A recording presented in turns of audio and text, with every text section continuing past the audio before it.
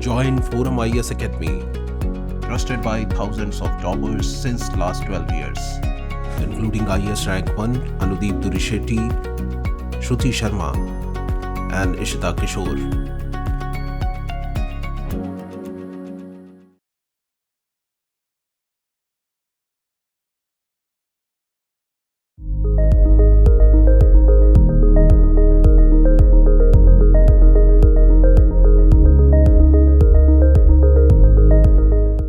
Yes, so many congratulations to all of you.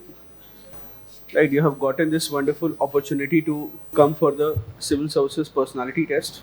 This is the final leg of the examination for which you have been slogging for the prelims and the mains, and for some of you for multiple years.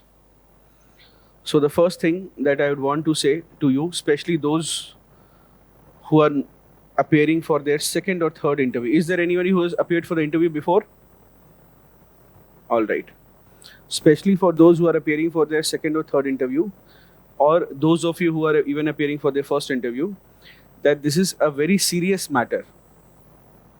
This is a very serious matter. I'm saying this because I do want you to enjoy your life as you may have been doing since the mains examination has been over.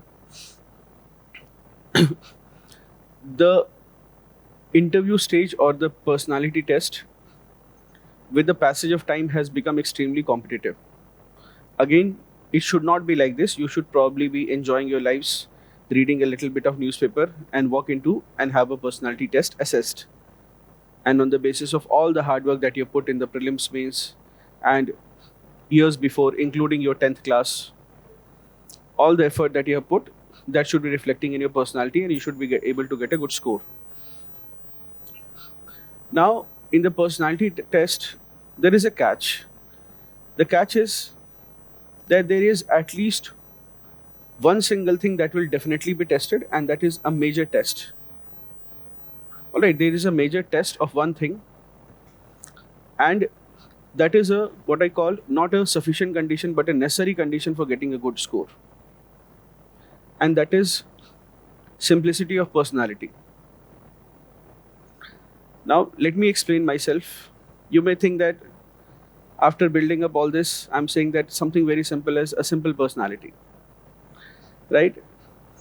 I want all of you to understand that simplicity of personality will come naturally to some of us, which means that if I ask something to you, you will simply say a very simple answer, a very straightforward answer. There will not be what is called in Hindi, there is a word prapanch. Means there will not be any ifs and buts. If I ask you a simple color, a very simple objective question such as what is the color of the wall? Some people will say white, and some people will overthink and they say, sir, depends on the color of the light. The internet will tell you that there is the second answer, which is the brighter one, which is probably helping people get good marks in the interview, but it is not. Right, this is what they ask in the interview, that what is the color of the wall, and then you say something fancy like the color of the light. Right, so this is the internet this is nothing like that. The person who is very simple, very straightforward, those are the people who are able to get very good score. There are two kinds of people who will get very high score in the interview. One kind of person is one who gives, which I tell often, bachcho jaisa answer. One who gives bachcho jaisa answer, you ask them and they have what is called a childlike simplicity. What is called a childlike simplicity. They are just simple. You ask them, they are very straightforward. When they don't know an answer, they say, sir, I don't know, I'm sorry. That's all that they say. And the other kind of person who gets a very good score is the one who has prepared a lot. These are the two kinds of persons who will get anything above what I would say 180 plus marks in the interview. All right. Now, at first, you may automatically, sometimes have a little less regard for your co-aspirants who are appearing. Sometimes you will find that there are your friends who are less vocal, not so great at communication skills, and you have a group preparing for the civil services personality test. You will always sometimes see at least, that the person who's less vocal, he is getting very good marks. And in fact, more often than not, when you will meet the selected students, you will find कि जो देखने में बिल्कुल selected नहीं लग रहा था वही सेलेक्टेड है, या during the preparation phase, not many people in the group felt that he would be the selected one, at least with a high score, and he ends up getting the good score. And the person who was the most vocal, who had the maximum number of opinions, who was very verbose in his approach, who dominated you ask him any question, he has an answer. That person has not done as well as it was expected. This is a common observation, so much so that when there is a community meet and I have to look at some selected students and identify that among all these selected bache, who is the one who will give good guidance for interview, I generally have to look for the calmer one. Ki jo chupchap bacha hua hai, and why he is quiet? He says, sir, I don't have much to say, that's why I'm quiet. I think everybody has something, so when people get selected and they meet for a community meet, then what will happen is they'll talk among each other. They'll gossip, they'll talk. And you'll often find this number kiske zyada interview mein? तो वो जो शांत सा बैठा हुआ है, why? And you'll ask him, why are you so quiet? Did we do something, or did I miss something? He'll say, sir, no, nothing, sir. I'm not sure. There's nothing. I don't know what to say. These are very new people. I've just met them today, right? So, as we proceed for an interview, first I will broadly try to tell you my understanding of this personality test. I have also again, my understanding of the personality test, it may also be in conflict with what you commonly hear. And I've also invited some friends from the very first community meet. If you can recall some videos, I mean, that would be like maybe 10 years back and 20 kgs earlier. If you can look back at some videos, so that year I was giving them some prizes that you have secured this rank and that rank. And fortunately, both of them were in town as district magistrates. So I said, you should be giving your perspective to the audience, and I'd want you to hear them as well. So they'll join in sometime, and what they will say sometimes may contravene what I may say. So you'll need to have an open mind. Also, because you do understand that while I'm saying from one single perspective, and that is to score better. My only interest is that you score high marks in the personality test. When public functionaries, they speak, they also have to be politically correct. So I may end up saying that it is not so much a personality test as it is a matter of your preparation, because perfectly normal people with good personalities, with A grades in school, with a very good college from maybe an IIT or a Stephens, they end up scoring poorly, and you don't know what is wrong with their personality. Nothing is, because in truth nothing is. And sometimes you will feel that a person who probably does not have as much of a personality, they end up scoring good marks. That may happen. All right, so that is what is my understanding. And also I'll see that people who scored less, after slowly they have tried to improve, and sometimes they have been able to breach a 200 plus score, and then they have cleared the exam. That is my experience. When public functionaries will speak, they will try to be a little politically correct. So the first thing they may end up saying is, it is a test of your personality. All right, so you have to have an open mind, not discredit both sides. All right, so let me proceed first with the broad preparation strategy that we are going to have for the interview preparation. The first thing is that I want to talk about is that, and I just interacted with a couple of, or maybe 24 students yesterday, so it will be repetitive for some of you. So kindly bear with me, but then it has to be repeated because a lot of people were not there yesterday. And am I clearly audible to all of you? And do I have 100% of your attention? At this stage of preparation, I should be having 100% of your attention. All right. So the first thing is that when you start your preparation, you will have to do what is called your DAF preparation, or detailed application form preparation. Here, it is most of the times when you are new and you do not have an idea, most people will start by making notes. Please, the first thing that I want to tell you is that please do not make elaborate notes on your DAF. Please try to ask questions, and then you try to write 2 or 3 line answers for the questions. So therefore, your preparation always necessarily has to be what I call, it has to be in a Q&A mode. And that Q&A mode approach also, you have to know that if you are from a city like Delhi or let's say Patna, then just write down 5 basic questions that come to your mind, and the preparation always has to be in increasing concentric circles. All right, so if you're preparing Patna, don't bomb Patna and just try to, get 200 questions on Patna and then try to prepare it, to the point that now you are exhausted and now you have lost interest in preparing Patna. That should not happen. Very commonly it happens. You just begin with 5-7 questions, then over a period of time, next week you again come back to it. So I will tell you a broad strategy which some people follow. For example, you have MWF, you can keep it for your DAF preparation, and TTS, you can keep for your current affairs preparation. This is the broad strategy that some people follow. Don't try to do, because you are beginning now, and you will have a lot of energy as well as fear.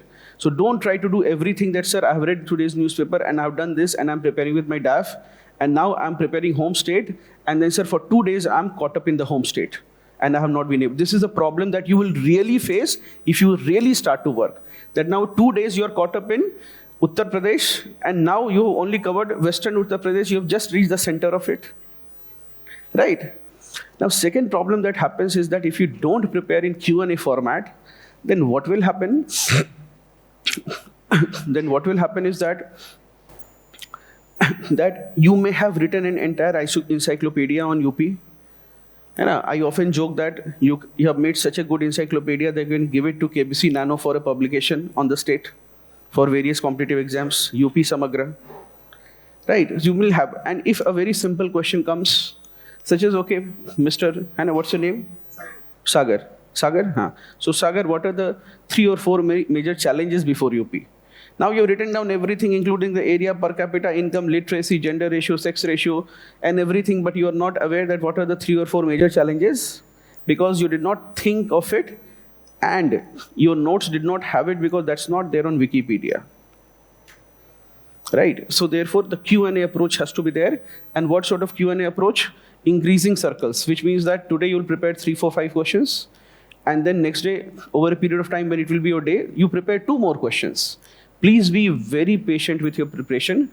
Please avoid one common phenomenon is in the beginning, having so much into that you are studying 8 to 10 hours a day on your home state, and in 3 days burning out so much so that you absolutely hate preparing your home state. That should not happen. All right. Then with respect to this strategy aspect, I also say that please, you can either use a digital tool such as Evernote, which is good for editing. Those of you who are pen and paper people, it's a perfectly good idea. You can replicate the benefit of Evernote, which has editing features, to simply have a notebook. You just write, make 30, 40 pages and just write 1 question on one single page. A very good strategy is you just write 1 question on a single page and brainstorm everything there. So whatever comes to your mind every time you look at, such as you're coming from a city like Bangalore. Anybody from Bangalore here? All right, so you just write 5-7 questions from Bangalore, 1 question on each phase, and every time you think that why did Bangalore become the Silicon Valley of the East? All right, so you brainstorm and you will realize that writing down those answers becomes very important. So what is the reason, what is your reason why Bangalore became Silicon Valley of the East? Go ahead, it's perfectly all right. We are not, your interview is not tomorrow. Yes. The government policies at that point of time, during LPG, they had the... So government policies, so his answer is, he said something very nice. He said that LPG reforms or the government policies benefited Bangalore. Right? Okay, very good. Now the question... Climate. How do you link climate to an IT sector? It increases our working capacity. It increases our working capacity. As if IT workers have to work out in the sunshine. Because Karnataka... Mentally alert. So Nainital is bad. Karnataka was the first state to introduce the IT policy, that's why. To implement the new IT policy. Okay. Supply of skilled engineers, very good. Huh? Independence, they had a very much emphasis on education. So they had mandatory education. Because were they part of some kingdom, anything like that? Okay. Huh? Sir, I think the land rates were also cheap there for the companies to set up their offices. Land rates were cheaper compared to... Now, do you see that a lot of these ideas, while they are correct, they may not directly correlate to why IT sector would develop in Bangalore. Now, what will happen is, bacha, that when, and this is a question that will be asked to you if you have IT in your DAF and you have been around Bangalore anytime. And many people do generally have IT in their DAF for some reason, because maybe a lot of engineers coming in. Now what will happen is that you have an answer, and remember, if you have ever heard me speak, I'll tell you that in humanities, there are always dimensions. There is no final answer. So sometimes somebody will end up with an answer which is saying that, sir, the government policies were favored, or government, the Karnataka state brought such state policies that enabled the growth of IT sector. Now what will happen is that while this may look that it's a decent enough answer, there will be people who have gone before you and will correlate better, saying that, sir, it had a cool climate. It had a cool climate. So therefore, when IT hubs and equipments were to be imported in India, it was felt that the cost of cooling computers would be much cheaper in a city like Bangalore than maybe in, let's say, New Delhi. So that is there. But that would not be the reason why IT sector would be there. So you'll have to probably correlate with another thing. Such as he said that the government itself had set up several public sector enterprises. Several PSUs were there, such as Hindustan Aeronautics Limited, BHEL, BEML, all these sectors were there that provided a talent pool of engineers. Also, when these PSUs required, for example, for ancillary material, they needed certain products as ancillary products. There were these engineers left, and they created companies that would supply to these PSUs. And therefore a talent pool was available. So now you have talent pool plus engineers. So similarly, you will get better and better ideas. And if you are not recording it, then you will just have one line answer that the government policies were better. And then you're not realizing that you are giving what is a level 1 answer, which means that for that no premeditation is needed. Again, in the interview, you will always do better if you have premeditated or thought about the question. All right, premeditated or unprepared about the question. If you have not, then eventually it will create a trouble. They could be apart from this, there could be several other dimensions as well. So that, for example, sir, we were as vendors of software, we were software vendors, and Bangalore provided a hospitable weather so that when foreign companies, CEOs and CXOs would visit to see the facilities, if in companies based out of Bangalore could even deliver $1 million and $1 billion projects. Bangalore was a hospitable city, and being part of South, the city also benefited from the massive use of English as a language, which quickly led to the development of engineering colleges that would supply the much needed labor for the IT sector. So now you think that you can further move into several areas, but then I'm still giving you certain points, but not a coherent answer. You will have 3 or 4 more points, and when you have recorded it in your notebook, you will start giving a level 2 or a level 3 answer. All right, but for this you will have to record it. If you don't write it, then what will happen is you will know 1 point, and you will think that you will assume a part of the answer to be the whole of the answer, and then the mistake that we often make is that मुझे आता है.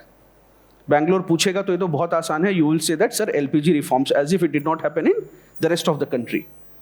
Right, now will you see that it is not about your assessment, it's about what? In the past 3 years, every IT engineer who has spoken to me and what answer he has given. And some people have impressed me with their brilliance and their analytical skills. And then when you're coming for your first interview, and you simply say that the cool climate is there. So I know that now this is a level 1 answer, I will call him next year. Right, I will call him next year and he will be better prepared. So are you able to understand what I'm trying to say here? So therefore, you will need to write and record things so that you develop clarity, because you are not really competing. It will be, my friends who will join me will say, so you are competing with yourself, but really you are competing with every person of that profile whom the board has ever interviewed, either in the same year or the previous years. All right, so please have a Q&A format. And with Q&A, I also want to warn here is that forum, including, let's say, every other coaching, will try to give you 1,000 or 2,000 questionnaire. Please generate any questions if you want to from AI. These days it's easy. But more than that, please don't focus on large number of questions, like somebody gives you a list of 1,000 questions and now you have a 3-month plan ready. You don't want to see the mentor for the next 3 months. Why? Because it's an impossible task to finish. I often say that it's the same like if somebody comes to you, sir, I want to clear prelims, you give him an India Air book. Now you won't see the guy for next 3 months. So please don't do this, and don't force coaching people to do this. That what I like is they gave me a 2,500 question bank, and now all irrelevant questions are there. Try to speak to your teachers, mentors, and even on the websites, try to make some questions which are logical. From Banaras, the question will not be with respect to why did it become the religious hub. The question could be what is the difference between a Shakti Peeth and a Siddha Peeth. So the questions will change on the basis of, and that your mentors will be able to tell because they have been having an experience every year meeting candidates from the same background, reading interview transcripts and so on. All right. It is the same as, so do not go for a brute force method by preparing 1,000, 2,000 questions. You focus on the first 60, 70 questions and then slowly increase it. That is a better approach. Otherwise, you'll go by a serial number, and that's exactly why some people do not clear prelims, as you'd be aware. That every time they have to read modern history, they will begin with 1857, and by the time they will reach 1905 or 1919, they will run out of time or energy or both. And now they will miss out the parts from which questions would probably come. Right? So similarly, what may happen is if you get a 2,000 questions question base, or somebody will give you even further, just to sound that I will give you a 5,000 questions question base, which will means that technically you cannot appear and prepare for the interview this year. Right? You cannot appear for the interview this year and probably you'll need 1 year to prepare. Don't do that. You have to have a very focused approach. It's perfectly all right. You begin with 5 questions and then you increase the size of your circle, just as the case is on foreign policy, that our immediate neighborhood is most important to us, and every country is, how is it important? As increasing concentric circles. The ones which are closer are more important. We are not very concerned about far off countries, isn't it? Then with respect to groups, this is the stage where I would recommend you to please form a group of 3 to 4 people among yourselves. Today, I will allow you an opportunity to speak to each other, and I'll call out names or groups so that you can mingle with each other and share Telegram IDs or numbers so that you can form your own groups. We can do that. We have more than 100 people here. I think 150, 120, 150 people would be there. So therefore, that is a good number of people who can, form small groups. And when you do that, please have a very clear agenda, and that today we'll be discussing, certain things. We'll discuss 1 or 2 current affairs issues, and we will be having a mock round.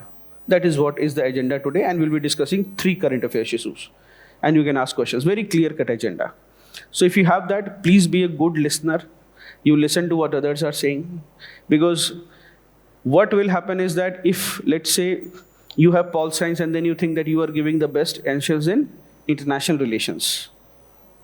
All right, it may not be the case. So you have to listen to other people.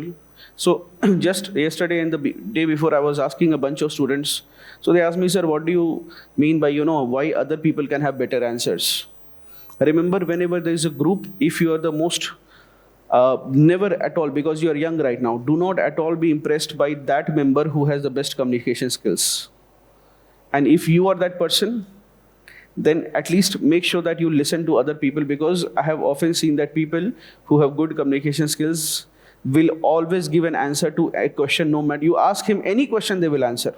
You ask him, what is the population of, Trinidad and Tobago? They have no idea, but they will give you an answer. He said, broadly, from what I understand, it should be around this. I don't have an exact figure. I don't have an exact number. You don't have a remote figure also. You don't have a remote figure. You are not worried whether it is in tens of thousands or whether it is in lakhs or maybe in a few hundred. You have no remote idea, but you will give an answer because you are a compulsive speaker and you can speak good English, and everybody is around you is boosting you, saying that you have very good English. And yaar, tumne to answer de diya Trinidad and Tobago wala question ka. I would not have been able to answer the question. Right? Avoid that kind of pump from your friends if you have good communication skills. You will always find that the people who are a little midbhashi, who do not have good English, they know that they can't make up things, so they prepare better and they end up getting better scores. By this, I don't mean to say that people who have good communication skills don't score well. They score well by restraining themselves and knowing themselves better. That I have a tendency to, any question you ask me whether I know or no, I will say something. So they end up scoring better by restraining themselves. They know that I will not answer every question that is thrown at me. All right.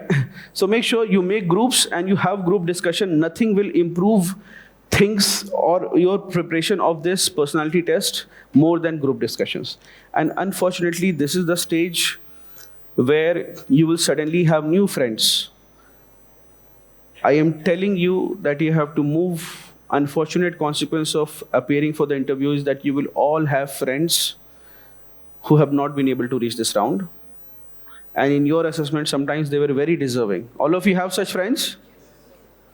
So this is the time where you will have to not be bogged by an emotional baggage, unfortunately.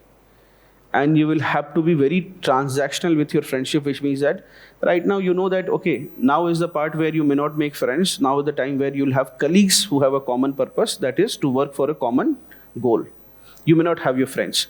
Also, do not be in any sort of a guilt trip. Do not feel any sympathy for anyone who has not reached the interview round. For one simple fact that is there is that from all the people who have been called, only 1/3 will be there in the final list, and less than 1/20th in the open category will be in the Indian Administrative Service. Right, so therefore our positions itself is no more exalted than, is no more better than others. Abhi, that is not the case.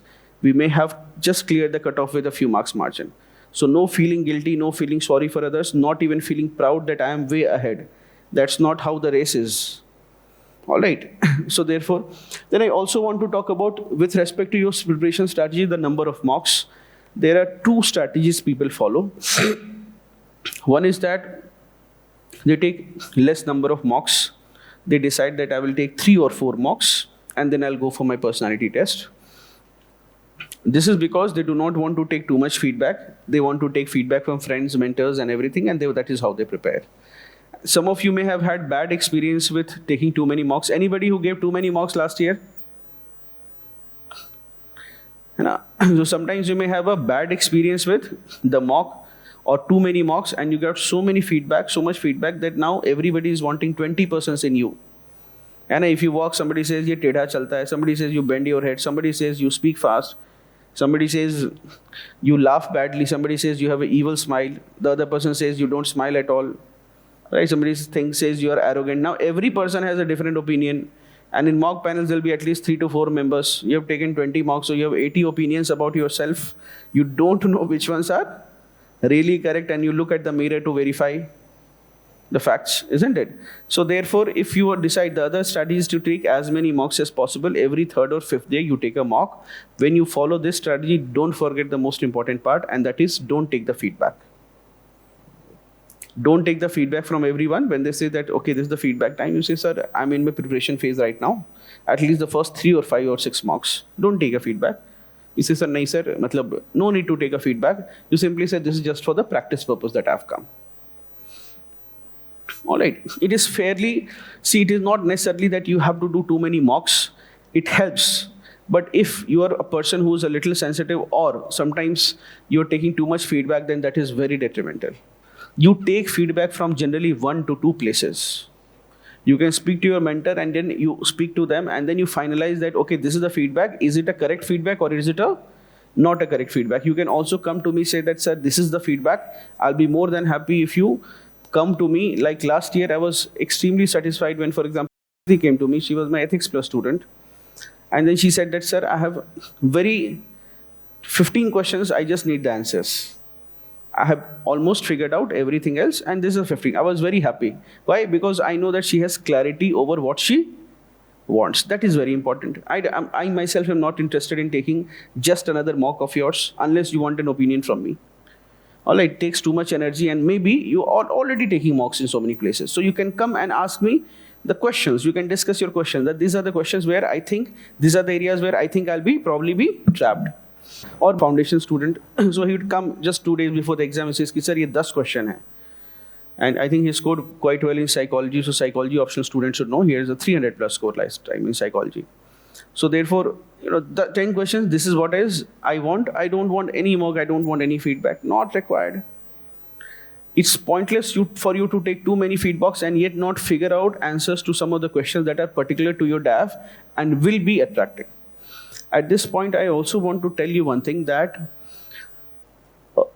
if at all you right now will have too many fears that I have a, let's say, 51% or 5.1 CGP in my 10th, will that, I'm telling you right now that don't have any fears. The board is very objective. Don't have any fear with, there is nothing absolutely in your DAF that will go against you. I want to clarify this. A lot of people begin with this, that sir, it is my DAF which is the problem. I'm telling you, bureaucrats don't make decisions like that. That you tell them I'm academically bright and then they give you 200 plus marks. They see, oh, he's not academically bright, they give you 150 minus. That does not happen. A bureaucrat has to save his job and therefore he will make his own assessment. All right, a civil servant, that is the part of his training over a period of 30-35 years. All right, so he will have to make his own assessment with respect to the truth of your personality. It will not be your DAF. It is not the DAF that will, anything in the DAF is, I can assure you that nothing in the DAF can prevent you from getting good marks. So if you have any irrational fears that I have a 95% in 10th, but I went back to score 55% in 12th and then went to do a degree with Galgotia, right? Because I could not get a college admission. I'm not aware, but that's just a joke. Nothing to, no offense with the university, just a name that came to my mind right now. All right. Because you can see that even from lovely professional also you have selected students. So I would say it otherwise, but then you have somebody from there. Some lovely LPU students are here. All right, good. Yes, so therefore it does not matter. None of it matters. The civil servant who's sitting there, the public official who's sitting there will make an assessment on the basis of his assessment, because everybody who's in public service knows that there can be a lot of misrepresentation on paper, which is the reason why you will not be allowed to carry any documents apart from your Aadhaar card, your 10th mark sheet and your graduation certificate. You can carry a bunch load of 10 certificate, scholarship of this, scholarship of that, sports, everything you can carry, and none of it will be allowed inside the interview hall. And a team lead, best employee of the company, best future CEO of the company, none of it is going to work out. All right, they will not be allowing you to carry it itself, because they will make an, otherwise if those were the criteria, then don't you think everybody would have a very good certificate bank? कि sir मेरे पास उसके पास 10 है, मेरे पास 100 है, and there's another guy who says कि I'll get 1,000 certificates made, right? So that is not even allowed in the interview hall for this purpose. And with respect to the number of mocks, you trust one or two places where you take the feedback. You can take mock at any number of places you want, but the steps has to be very clear. Note down the questions that they are asking and prepare them. If you are not noting down the questions they are asking and preparing, then you do not have an incremental advantage. All right. Then with respect to feedback, you decide yourself where you have a comfort, and any professors, any teachers, any mentors where you think that I want to take a feedback from this, it's a good idea, a fairly good idea that you verify any feedback from there. For example, every year I have 5 students whom I really want them to clear, or sometimes I've been seeing them. So what will happen is I'll tell them, don't take a mock with me, you come take a mock and then verify your feedback with me. All right, so I'll call them, and they won't come and have a 30-minute session with me. They'll come 5 minutes के लिए वो आएंगे. They'll come every week or every 10 days, they'll come for 5 minutes. They'll not have a mock, no in-camera recording, nothing like that will be there. Simply, sir, this is the feedback I've gotten. 5 feedbacks I've gotten, what is your opinion? I'll say out of these 4, you can discard it. Maybe 1 is something that you probably need to work based on my assessment. So I would probably work like that. Sometimes I'll call you because if I've seen you around too many times in forum building, अगर मैं बहुत चक्कर काटोगे तो मुझे दिख जाता है, then it may happen that I'll call you that come next week also and come next week also, and just let us up, because see, sometimes for example, one candidate in particular last year, and I knew that she did not have a good preparation. She was not expecting to get an interview call, whereas we were clear she will get a good rank. All right, she would be in the list. And what happened is, we would meet every single week between the mocks. She would come just, sir, 5 minutes is all I need. And then she would ask very specific questions. Or if she's not getting an answer, then she says, sir, this is my answer, how can I improve it? Very simple techniques. So therefore, I know that over 5 or 6, so I would say to her upfront, right now, you're 2 months away from your interview and currently you are not prepared. But if you just have some accountability and every week you are very methodical with your improvement, then you will get where you want to reach. Otherwise, I was very sure that given the large number of students there are in forum, I will probably not be able to monitor and will lose her as a student, given that she had given a lot of energy here in this building. She was attending all the classes, she was all there. And so therefore, or before that, I still remember there was a girl. So she was I felt at one point, a doctor from PGI Rohtak. So she struck because one of the founding members of Forum was also a doctor from PGI Rohtak. So I messaged him that I have now a junior from your college who has come for a mock. And I felt that she was not prepared and she was giving very monotonous answers, also because of a certain misconceived notions. So I have a screenshot from her. I could not share it this day. So she would come every 10 days, but then she would make very radical progress. I did not know if I should tell her or not, but then I saw that her date of interview is like a month or 1.5 months. So she can make some changes. Because one of the worst advice you can give somebody is 2 days before the interview. If you tell him that you are underprepared, then it's better not to say something like that. Right? It's not about intellectual integrity. It's about the value that you are adding to someone's preparation, isn't it? And I'm saying this because every year I have some favorite students, such as last year I had a student and I was a little pareshan because I would see him every day and every year he would come just 2 days before or 5 days before the interview. So that I cannot give him any, he did get 5th rank. So you would see some video, I have taken a teet. So मैंने उसको दिखाया है कि मैं in that, if you see the video, I've shown that kind of scolding you that why you are always coming in the last moment. And when the last time I talked to his work, I said, why again, when is the interview? He says, 5 days later. I said, what is the point of this session? I mean, I can't give you a feedback which I think, plus there is no preparation time. Finally, thankfully, to my heart's relief, he was one of the first results I checked. Personally, उसका roll number था. और 5th rank आ गई तो मैं बहुत relief था. फिर जैसे ही interview सबसे before I would ask him himself message कि sir interview में number नहीं आए हैं. मैं ही पूछने वाला था, मैंने कहा ठीक है तुमने बता दिया, नहीं तो मैं यही पूछता कि रैंक वैंक आ गई, छोड़ो, because we as a coaching are very interested in the GS में नंबर कितने आए, है ना, that is what is important, right. The rank is for the outside world, that oh you have gotten this rank, that rank, but if our effectiveness will be completely measured by what is the score that you are getting in this paper, what is the score, that is how we can make changes, right. So there are some people, so don't be the kid, at least if you're coming to forum or to me, don't come like 5 days before your interview. If you come, you just come informally, have a chat, but don't come for a feedback 5 days before the interview. You want a feedback, you take it early and sometime generally in the mid of your preparation. Which means that let's say you are getting a 2-month period, you come to me after 1 month, on at least 1 month before your interview, so that if I have a feedback for you, I'll tell you. Otherwise, if I don't think there are, and I cannot teach, miss our own inabilities, I cannot tell you how to score 200 plus marks, but I can tell you how not to get less than 180. That is we can do. So she was a verbose speaker. That was what I felt that time. And when this result came, she said, sir, Manoj Soni ka board tha. I said, marks kitne? When the marks came, said 204 or 201. I said, what is the one take home for the interview? She says, sir, wahi jitna pucha jaye utna bolo. Because when we prepare now, then what will happen is that somebody will teach you that you say like this, that what are the challenges before India today, then you say socially, politically, economically, geographically, and then you go on and on. So she was a studious girl. So she had a good preparation, and therefore when you ask her a question, sometimes she would narrate a story, right? Whereas that verbosity is not rewarded sometimes in the interview. It is better to have a crisp interview, all right? Then with respect to the newspaper, please read. Right now is the phase where you read the newspaper and you read the front page of the newspaper. You don't have to read opinions as much as you have to read the front page and what is happening in the country. All right.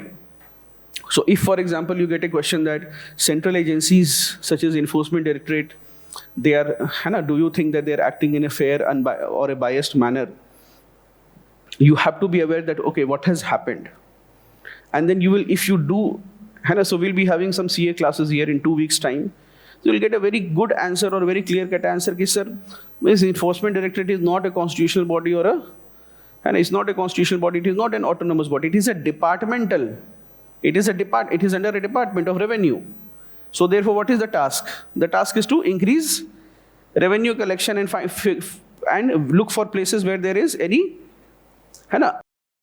revenue shortfall or where any taxes have not been paid. So therefore, it is completely under the prerogative of the government of the day. It is not a constitutional body. It's not an autonomous body. It is not a vigilant body also. It is not supposed to be independent. Right? So you probably have those clarities. All right, newspaper, please read the news. I would recommend that you try to read right now a Times of India or a Hindustan Times or an Indian Express. which will probably, and if you want to continue reading Hindi, you can do that, but you please read the mainstream newspaper which your board members are reading. All right, that is what you should do now. Do not read too many of opinions, because if a question is asked and you give, because one student in particular, I remember, he got less marks. I said, what happened? He said, sir, I read a Chetan Bhagat article and I gave the exact answer. Which means that it was not the Chetan Bhagat's answer. It was that he failed to see that I needed to give a balanced answer. All right, not just a one-sided view of the situation. All right. Also, Twitter has to be at this stage a decent part of your preparation journey. You have to be aware of world happenings a bit from Twitter. So because this is currently being followed by even a lot of board members, very senior people and government functionaries, including senior government functionaries. So therefore, what is expected is that you follow Twitter if anything is happening. So for example, let us say in Europe, what is happening right now is that there is increasing cases of Islamophobia. And what is happening is that Europe generally had a very high standards of human rights and very welcoming approach to the refugees. So what is happening right now is that there is a lot of negative sentiment among Europeans with respect to the migrants or illegal migrants or refugees that have come into the mainland. Now the problem is that this is not at all reported in the mainstream newspaper. If you read any newspaper, ये पता ही नहीं चलेगा कि this is what is happening in Europe. But the minute you log on to Twitter, you will simply realize that only one discussion is there in Europe, and that is with respect to the illegal migrants, with respect to refugees. When they have accepted it, there is massive political division in all of Europe. There are countries which are saying that we will, for example, there is also the problem of Islamophobia. You will come to aware, and then that is where you will get a question from, and that will not be covered in your newspaper, and you will not know this is happening. You say, yaar, ye question kahan se aa gaya? Okay, so please follow that. Then, with respect to the temperament in the interview, which you should try, everybody should try to follow.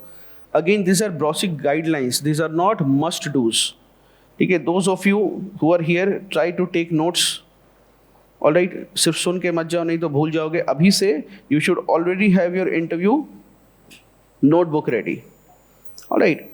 See, the first thing is that, as simple as it may sound, that you have to be a little calm and composed, which means that you should neither be on extreme. That is, one is that you are shivering like a leaf, and the other is that you are a lot or a little underconfident, and shivering like a leaf. And the other is you'll sound arrogant. For example, some of us are blessed or cursed with a very straight face. We don't have emotions on our face. So sometimes whenever somebody asks us a question, we say it with a very straight face. And most of the times, our people who don't know us, they think that we are arrogant. Has it happened to some of us? See, when it happens to you, only you know it that this is happening to you. And for those who don't suffer from this problem, they don't know that this is such a big problem. You have difficult socializing, you do not have a generally charming face, or you don't smile often. Therefore, those who don't know you, they think that you are very arrogant.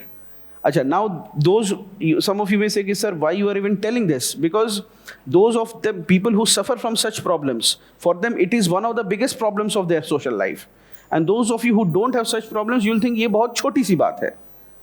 There are enough number of students every year who will speak in a manner invariably offending anyone.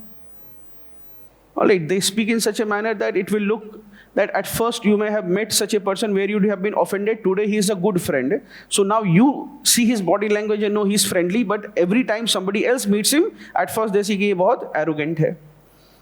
So make sure that you are not in either of the extremes. It is your responsibility to look humble, even if it does not come naturally to you, and even if you have to put effort.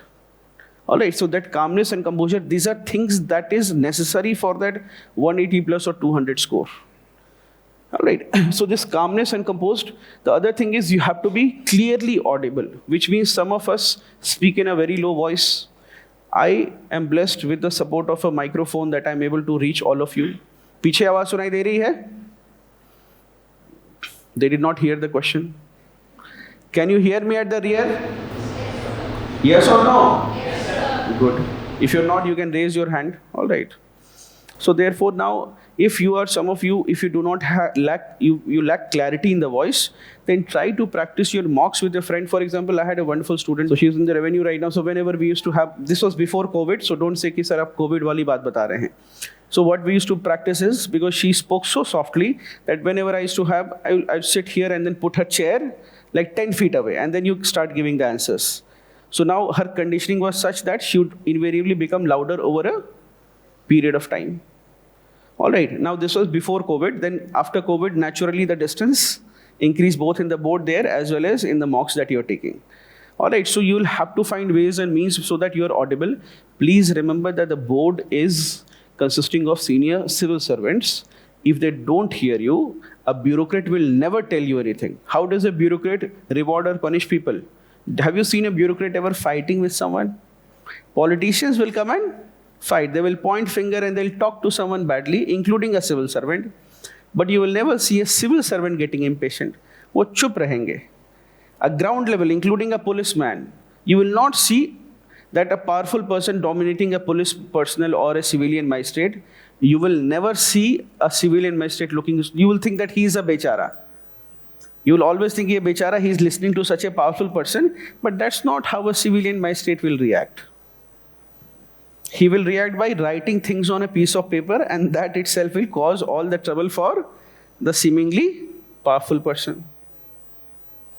If he's in taxation, he will write a document which will mean that the powerful person who's very wealthy, also his bank accounts will be frozen, which means that now he has no access to money, which means now he cannot pay his employees, which means now nobody is willing to work for him because he does not have the power to pay people. So therefore his power is gone, and suddenly his team is, there is no longer, he has supporters. Right? So civil servants, in your case, when they will take your interview, the marks that will be awarded, they will quietly be done. Never expect that, if they say something good, that best of luck or see you in the academy, something like that, that does not mean anything. It has happened to some people. Some person coming back dancing from the interview, I said, what happened? He said, they said, see you at Labasna. I said, they are not going to be in Labasna. Yeah, so that's not going to happen. If they are not able to understand or hear you, if you're not audible, then probably they will just give you marks. They are not going to put any extra effort in saying that please be louder, I cannot hear. It's your responsibility. All right. Then again, as I said, simplicity of personality, this remains the biggest factor for scoring very well. By which I mean to say is that some of us are generally naturally convoluted. You ask a simple question. How do you know somebody is convoluted thinking? You ask a simple question to a simple person. You ask, what did you have for breakfast? He will say, sir, I had idli and sambar. Very simple question. Now the question that I will ask him probably next is that, tell me something, this excessive focus on rice and wheat or carbohydrate-based food policy, what are the challenges it has created for our country today? Right, that is what I want to ask him. Now I meet a complex guy. And so I ask him, looking at his DAF, I ask him, what did you have for breakfast? So he said, sir, actually today my cook was not there. So I had to get ready for the interview. I went to the nearest dhaba, but then I felt that what if I have a bad stomach? So I did not have food there. Then while coming back, sir, I got 2 eggs. I boiled them. And then I had one. Then I realized, sir, I have protein allergy. So sir, I just had 1 egg, and then I could not eat anything. Then I also thought that if I'm too full, I'll lack energy, and sir, I will not. So and then he goes on and on. Arey bhai, simple question kya tha? What did you have for breakfast? Bol do, ek anda khaya hai. But now what is happening is, he's telling you a story. That is good for storytellers, that is good for academicians, that is good for teachers, not required for an administrator. I still remember I went from my interview. So what happened is, I went back happily. He was then recruiting doctors as HODs for the regional aims. So he was just shaving, and I asked him, so what is happening? He said, Mr. Verma's son had come for HOD's position in the regional aims. I was taking his interview. I said, okay. Then he said that, I asked him that, why do you want to work for the regional aims? I said, then he, with a silence, he said that, I asked him this question, and he said that I want to serve the poor. And then nonchalantly he says, ki, immediately I rejected him. Now I was aghast, a lot disturbed, कि यही तो मैं बोल कर आया हूँ. I said, it is a fairly good answer. Would you agree with me or not? Would you agree with me or not? Yes, sir. I said, but why would you react him that he wants to serve the poor? He said that we are looking for HODs here who are not very senior doctors in the AIMS Delhi, and we want them to shift to a smaller city. And he's telling me that I want to serve the poor. Is there any dearth of poor in AIMS Delhi that he wants to come here and serve the poor? He said, I said, what answer did you expect? I said, he would simply say that my father, Dr. Verma, is staying in this city itself. So, sir, I will live close to my family. And I'll be able to live close to my family and I'll become able. That's all that I expected. ये सब बोलने की जगह he started to say something fancy. That sir, घर के पास हो जाएगा और मैं यहाँ पर better service कर पाऊँगा. Now that was a, do you see now that I said, then what is your logic? He said, see, this is the first AIMS we are building. So the government that time had announced certain AIMS. This is the first AIMS we are building. What I want is that my doctor should be there in the city. Because I know, so that time, according to him, and South Indian students don't get offended, but he said that that time what was happening was that people, there was what is called, that it was a very domination of the southern states.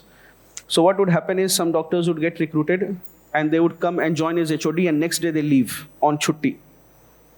Now if you have to run AIMS, you will need an HOD or not? You will need an HOD, and therefore your HOD is always gayab. So therefore you need somebody who's a local so that he will at least, when I know that his father is staying in this town, he will also stay in this town. I will not have the problem ki HOD hi gayab hai, because once I appoint, I cannot remove anyone. Everybody is very well connected. All right, so something that is very simple. All right, and that is that when you have subordinate staff, so you will have as, for example, when it was difficult for me to fully appreciate and understand these positions. Now, another, what I say is that don't be, simplicity of personality is extremely important, and also do not be very verbose. For example, as civil servant, you will often face this challenge that when you are taking a meeting of subordinate officers, how do you identify someone who's not doing the work? He'll be the most vocal. तुम एक question पूछोगे वो 5 answer देगा. तुम समझ जाओ कि वो काम नहीं, जो काम कर रहा है उसके पास समय नहीं है, and he will give very short answers. I still remember when, as a Prime Minister's Rural Development Fellow, all right, as a Prime Minister's Rural Development Fellow, I would go, the district collector would ask, so you are aware that there is something known as JAM, Jandhan Aadhaar, and a mobile trinity, so that had been announced. So the Prime Minister here from the Red Fort announced that everybody will have a Jandhan account. Now, financial inclusion is a separate topic. But one thing was there that every block BDO was given a target that you have to open Jandhan accounts. A meeting would be called. The district collector would ask BDOs that how many Jandhan accounts have been opened this week. So now the district collector has to give a performa where he has to give the number of accounts opened. Now the principal secretary has been a collector. He knows that if I give this much space, people will write a story and the explanation. So therefore this much space will be given so that you can only write a number. So therefore, the minute you ask that why, so the minute is how many accounts have been opened in your block, you will immediately, the guy will say ki Mahoday or sir, as you are aware, sir, last meeting that happened on this issue was on 24th of November, and the sir meeting was decided that State Bank will be the banking partner for Jandhan, and it was decided that the State Bank of India will supply the forms, and then this was decided, but the State Bank of India did not give us any form. The collector says, how many accounts? The guy again says a story. Sir, SBI did not give any form to us. We don't have any forms. The collector says, I will terminate you from service. How many accounts? Now the guy says, sir, 0. Now you will always meet so many people in public service like this, that the minute you know that somebody is not giving the exact answer, it means that he's not doing the job. And then we'll do a background verification. You will come to know that the block development officer does not stay in the block because he has a family staying somewhere else. So the day you go for Ochak Nirichan or instant inspection, all right, he will come there, but he's not there in that block itself. So therefore, with this conditioning, or for example, you've given your steno an instruction that this letter has to be sent. Now, if he is answering and next day you ask him that this letter, has it been dispatched or not, and he says yes or no, then you are very clear with respect to. But the minute he says, yes sir, yesterday it was raining. Over this conditioning, what do you imagine? The minute he starts the sentence, yes sir, actually yesterday it was raining, and the generator failed.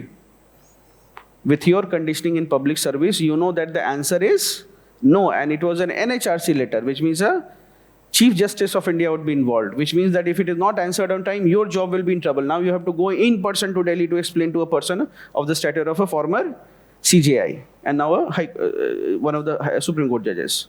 So the minute somebody tells something, instead of answering the question, he is giving you something like, yes sir, yesterday there was no generator, and therefore it was raining, and therefore I said what? He says, sir, printer did not work, so I could not print the letter and not send it.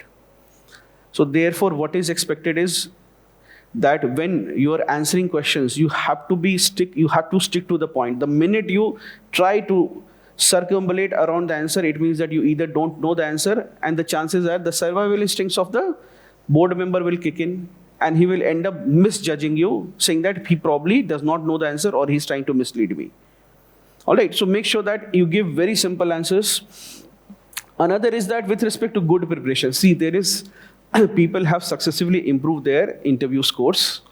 And what has happened is you have to have a very threadbare preparation. You need to have which means that every question that is conceivable from your DAF or from the current affairs, you need to have pre-deliberated. All right, what is your name, bacha? Aditi. All right, what is your home state? You are from Rajasthan. So now let us, what is the reason that Rajasthan, for example, has a very high number of, for example, child marriages? It's perfectly all right. We are having a discussion. You think of an answer. Huh? Think anything. You can say anything. You can be right. What do you think that is the reason for child marriages? Rajasthan has a very patriarchal culture. Very patriarchal culture. So they want to control the women because if they become educated, like when they grow up, they will lose the control and they will have the agency to take decisions for themselves. So that will weaken the patriarchal structure that the society supports. Okay, so her answer was that Rajasthan has high number of cases of marriages of girl child because it is a patriarchal society and the men do not want to cede power to the women. And so therefore, their reproductive rights are not with them, or even education is not supported. This is barely, mostly. Now, what I'm trying to say is that I will have interviewed Pari Bishnoi in the next cabin 3 years back, and I asked her the same question 2 days before her interview. So therefore, what will happen? Your board member is also sitting there. He has also interviewed somebody from Rajasthan, and he has asked this question. Now you will say, what will you say? You will say, sir, my answer is correct, broadly correct. I cannot say it is wrong. But my experience will be guided by whom? The previous candidate whom I have interviewing. Now, if you are the first person who has answered this question, and just imagine, I'm not that expert. You are the person from Rajasthan, I'm not the expert. I have just asked the question, you are coming from Rajasthan, why is the number of child marriages high? But maybe I have interviewed another candidate and she said to me that, sir, Rajasthan, this child marriages problem was there across India because Indian society as such has been patriarchal. But sir, very early, British efforts were there to bring laws for raising the age of consent as well as the age of marriage. So therefore, these progressive laws were brought in parts of British India, but unfortunately, parts of Rajasthan were not under British India, but they were princely states. So therefore, these legislations did not apply to the princely states. So for a very long time, these practices continued. However, sir, after independence, there has been constitutional and legislative reforms have been there. So now that is also. So do you see now a very different answer? Now who will I select? The other, yes, the other.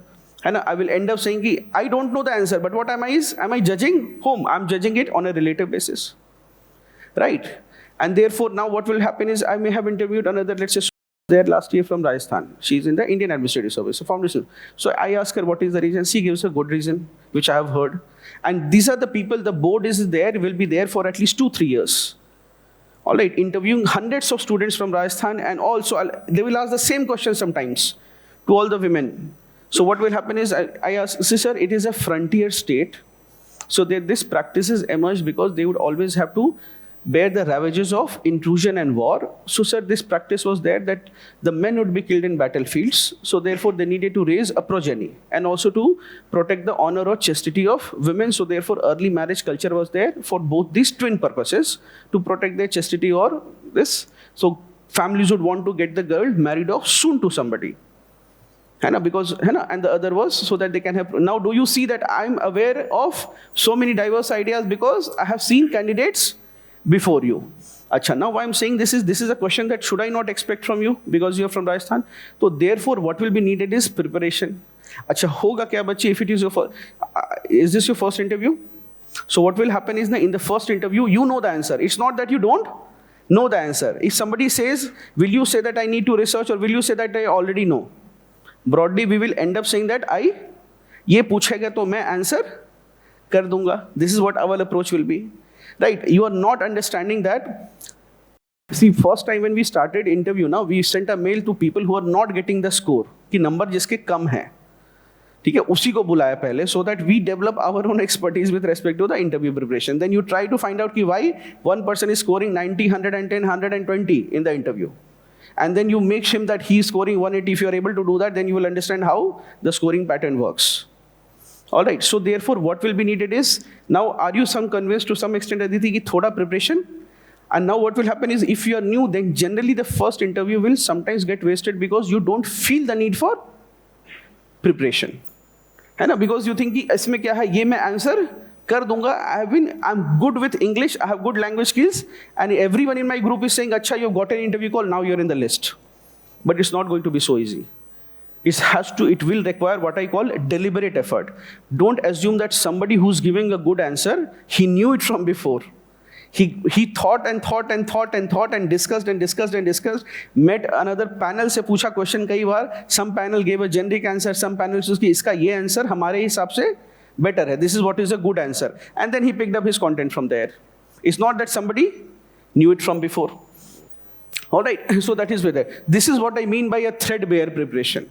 Which means that if I ask you any question now, you are saying that, sir, इस पर मैंने बहुत research किया हुआ है, लेकिन मुझे अच्छा point नहीं मिला. Then I'll be very happy. Then I'll be able to give you a very good answer. All right. Then I'll be able to give you a very good answer because I know that you are researching, you are preparing every question. Now you may end up saying, sir, but you are asking to prepare 60, 70, 80 questions. We can't prepare those many. And anyway, the board will ask very different questions. May not be from the DAF itself. Then why should we prepare? Now you have reached this stage, so you will, I think all of you will fully appreciate this fact is that you did very much mock practice for prelims. You did, and maybe none of them came in the prelims. It happened or not? Still you cleared prelims or not? You cleared. So what happened is you will simply say, sir, I developed the knack for addressing the question. So this is what is my expectation, that when you are preparing, now what will happen is you will, a very logical is you will say, sir, ye question nahi pucha to, you know that there is a, see, the minute you know that something is possible or a better answer is there, you behave very differently compared to the fact that you think that what I know is the best answer. The whole difference will come from there. If I know that I know the best answer, then I will not search only, I will not prepare and have nothing to do for the personality test. But tumko pata hai, this answer is good, but there is a better answer and somebody knows it, then your journey will begin for preparation. But if you don't have that idea, then what will happen, like a frog in the well, and then it's very sad to see some very good students get average marks. There are some wonderful candidates who are appearing for the interview this year. A very wonderful student I had, and she'll again be watching this. Uska example nahi dete abhi, she's in the race. But there are some very good students who just gave one interview just without preparation, thinking that I've handled McKinsey, I've handled BCG interview, I've handled a Microsoft interview, and therefore I'll be able to civil services interview. Civil service interview is much more objective than any private sector interview. So therefore, and you will be compared with people of your profile. So please have a very threadbare preparation, which means that you have thought about all the questions. Yes. Premeditated answers, which means that if you will always do better if you have thought over a question than if you have not thought. अच्छा, एक चीज का और ध्यान रखना कि जितना पूछा जाए उतना ही बोलो. For example, I know 5 points on, I could give you 5 points on why there is the practice of child marriages in Rajasthan, and you probably due to your preparation also know 5 or 7 points. Don't dump into it. Don't dump something like that. Means don't do violence with the ear of the board members. ये भी नहीं करना है. What you have to do is you say something, 1 line or 2 lines you say that is able to show that you have a better IQ than the average candidate. If you're able to do that, you'll get. You simply say, sir, this is my understanding, and I think that this is the reason, sir, those early reforms that were brought in pre-independence India, they did not translate, or they were not implemented in the princely state. So these reforms took time in Rajasthan.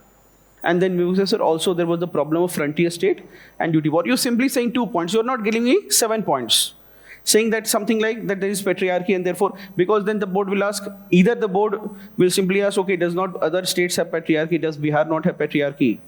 There are no news. Or simply the civil servant will write something on paper and say, ठीक है, बहुत अच्छा answer है. समझ लो, तो इस चीज़ से बचना है थोड़ा सा. जैसे तुमको पता चलेगा ना कि level 2 answer and level 3 answer exists, and it exists among the student community, not the mentor teacher. You may say that, sir, you are doing this, so therefore you know the answer. But I'm saying that this is not something that I researched and know. This is something that the student has told me, and he's telling the board before you.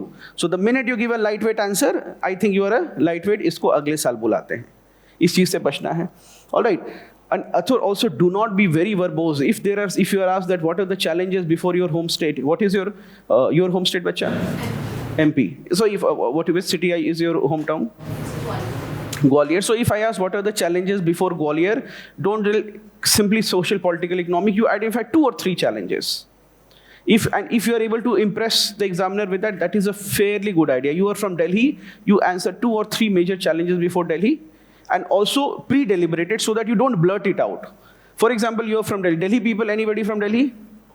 Yes, so now what happens is, you are asked what is the challenge before Delhi, and then you have not pre-deliberated, premeditated. पहले से सोचा नहीं है. Then you end up saying, sir, the main problem before Delhi is too much influx of migrants from other states, such as UP and Bihar. The chairperson is from UP, another members are from Bihar. So number paper, मिल गए तुम्हें. Then they will ask you, अच्छा, now again, remember, they are not for a bahas. If the other person will be there, he say, okay, where did your forefathers come from? Then you say, sir, from Punjab. For example, I'm just giving an example. है ना? So therefore now if you're saying something like that, अब क्या हुआ ना? Now you're going back home thinking कि यार ये दिल्ली से था क्वेश्चन बनता था, and why I blurted this point? I could say कि सर एयर पोल्यूशन बोल सकता था, एवरी डे उस दिन भी मास्क पहन के गया था, बट वाई डिड नॉट, मेरा दिमाग कहाँ था? तो this will, I am telling you, will blurt out things if you have not pre mediated. कहीं रजिस्टर में लिखा नहीं है ना, तो यही जाकर बोल दोगे कि sir problem is from migrants who are coming to the Delhi, वो दिल्ली को खराब कर रहे हैं. This should not be the case. All right, if you're premeditated, written it down, you won't make this mistake. And I'm guaranteeing that if you have not thought it out, कुछ किस्मत खराब रहेगी उस दिन. अच्छा, एक चीज़ और समझ लो, if you are not preparing, तो किस्मत कुछ ऐसी होती है कि पहले ही दिन पहले first half में तुम्हारा आएगा call. If I have always seen that student who's a lot relaxed, saying, sir, I know how to handle the interview, and the minute he says that, I'm like, oh God, my heart sinks. मुझे पता है ये अभी number कटेगा, फिर ये अगले साल आएगा अभी ये. और कुछ होगा ना, पूछो जब शेड्यूल आएगा हिल से कि सर मेरा तो बिल्कुल फर्स्ट डे है, सर थर्ड डे है. अब क्या है, प्रिपरेशन का टाइम भी नहीं, कुछ बोलने भी फ़ायदा नहीं है कि यार 7 दिन पढ़ लो, क्योंकि now is the time for it is gone.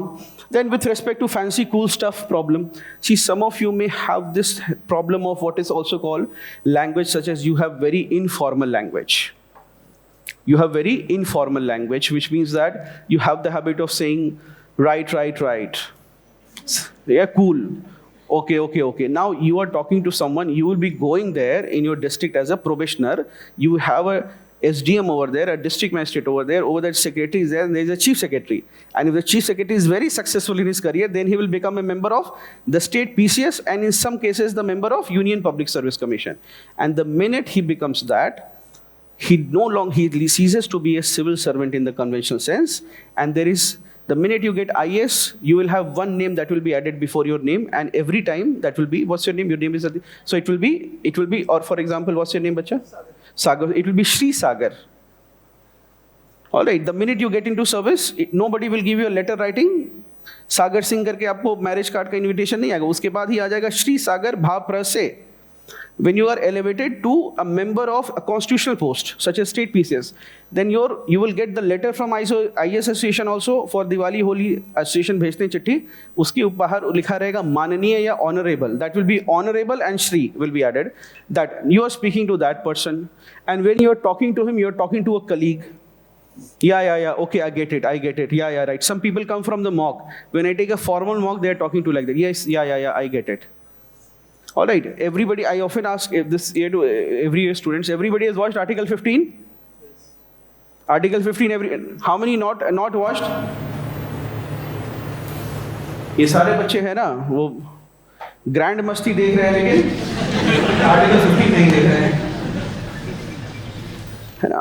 So therefore, तो आर्टिकल 15 में what is the reason that person, अब तो बहुत जगह मैंने पूछ लिया, हर साल पूछता हूँ, 2-3 साल से पूछ रहा हूँ, what is the reason that despite being the son of an IPS officer he was posted in that dreadful district? What was the reason?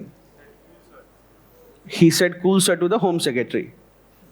Alright, so therefore उसको बताया गया कि अब ये today I had invested another person also, ठीक है, but because of some reason he could not come, so he was also a district collector. So when he went for his first posting, the principal secretary to the chief minister asked him that where do you want to be posted in Haryana? So the person said, sir, I will better want posting in Gurugram because I have lived in Delhi, so I have friends and all. He said something very nice like this. So then next day his order came and he was posted to Mewat.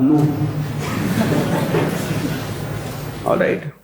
So probation वगैरह सब कुछ खत्म हुआ, 2-3 साल, now he became a little senior. Finally collector बन गया, DC बन गए. उसके बाद he said कि sir, now the principal secretary retired. So he asked him that, sir, why did you do this to me? I mean, and what happened is when that happened, he came to my place and then he did not say anything and he was there like that for 6 or 8 or 10 hours. I said, what happened? He says, I'm being a probationer and now I don't have a vehicle, so I'm going by bus. And so I said that what happened, and he rented the host anyway. So now what happened is when the principal secretary retired, then he went to, he said, what is the reason you gave me this posting? He said, अब तो समझ जाओगे, DC बन गए हो, है ना? लेकिन मैंने भी 30 साल पहले I also gave the same answer to my principal secretary. तो मेरी भी पहली पोस्टिंग वहीं हुई थी. तुम्हारी से गुड लर्निंग प्लेस, वहाँ पर चोरियाँ होती हैं तो रोज दिल्ली पुलिस आएगी ढूंढते हुए कि कुछ something has been stolen, some vehicle has been stolen, and all right. ठीक है, so formal language, please try to practice right now. Those of you who have not been speaking English, doing all the time tu tadak, all throughout your preparation, right now is the time when start speaking English, practicing speaking English. Also, whether no matter who you are talking to, all right, no matter who you are, start calling people sir and ma'am. Develop this habit. Some of you have, and please don't think that if you speak wrong English, then somebody will deduct your marks. That's not the case. It is not the case. You have to speak it with confidence. Meet army men.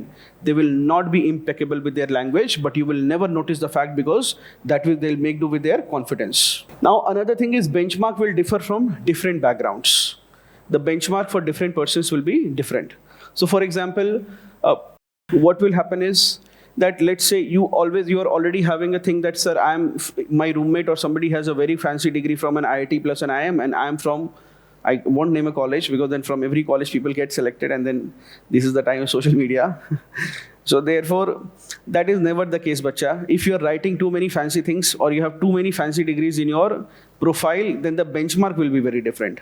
I lost one very good candidate from Hyderabad. So she was obsessed about mentioning about climate change and everything. She had worked for a multiple non-governmental organizations, interning which were green organizations fighting for climate change. Now what happened is she interned there and she said that, sir, this is who I am. She was very public spirited. So she wrote, not last year, last year. Very wonderful candidate. I was expecting her to be a good top ranker, but then, so I told her that don't fill this with plenty of things, because what will happen is that you will have worked as an intern. What was your job? To collect data in Excel, collate the data and give it to the senior.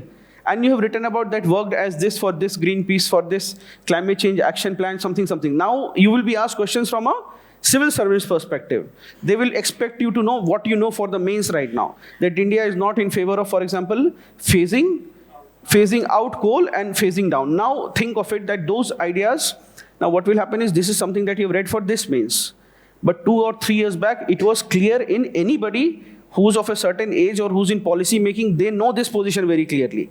But that is, and everybody who's a green activist also knows that this is what is India's position. But as students, you had no way of knowing. As students, you would not have known unless you have done 10 years of reading of newspaper. That will require understanding of the issue. Now, when questions like this were asked, I know that she will falter and she does not know because she's only done Excel level work. And when you say you worked as an intern, you will be asked questions with respect to the broader contours of the organization that the CEO and the MD knows. But it's not possible for the lowest executive to know that. Isn't it? It will not be possible. So therefore, when you write something fancy, then you have to prepare for it. And you will be benchmarked against people who are similarly placed. All right. So it will always, let's say you do have poor academic credentials, does not matter. I will compare you to people with poor academic credentials. If you have very bright academic credentials, does not matter, but I will compare with people who have very bright academic credentials. Dress code and dress preparation. I'll not comment on the dress code, you know all about this, but yes, one thing I want to tell you here is that please finalize your dress in the next 1 week. This is the least unproductive week of your preparation phase. And you will now have less time. Dress finalization also takes a week or so. All right, so therefore your 1 week, and if it is at the end, then you will have too many things to worry about. Think of it that if you have to read some current affairs magazine in the last 2 weeks before prelims, what is your condition? Will you be able to add material? No, already too many things to do. So please finalize your dress, especially for the boys who have not worn a formal dress since final semester of college. Now what happens is after 2 or 3, and UPSC takes time. So therefore now you are not able to fit in your formal clothes. And when are you realizing this? 2 days before the interview, you realize that probably, है ना, जिसको कहते हैं अदरक की तरह बढ़ गए हो. Right, and therefore now you are not able to fit in your formal clothes, and you realize कि अब तो tailor से सिलवाना पड़ेगा. And now no tailor will give you the clothes in 2 days. Every year there are some students who will come like that. He says shirt is not fitting, pant is not fitting, my height is also less. I'll have to get a tailor-made shirt or pant. I thought कि Peter England से काम हो जाएगा. And now I don't know what to do. अब ये थोड़ा अजीब सा लग रहा है. Can't solve the problem. All right. This is with respect to the temperament. So next comes hobbies. So now with respect to what is a hobby?